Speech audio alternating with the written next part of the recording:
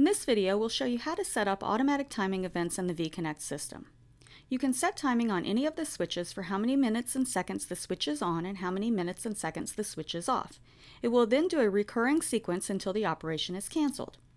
The way to set this up is to go to the Config menu, enter your access PIN. The default is 7775 unless you have set up your own PIN code. Then go to Channel Config. In this example, we will use the pump switch and set it to 3-second on and 3-second off cycle. Select the pump configuration screen, slide to the bottom of the menu, so you can turn off or turn on the program cycle feature. Here we'll turn it on. Then you can select the minutes and seconds for each effect.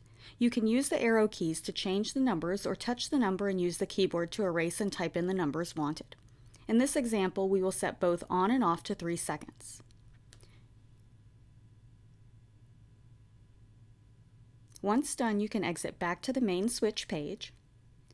And the pump is now set for 3 seconds on and 3 seconds off, and will continue that cycle until you touch the switch again to break the sequence.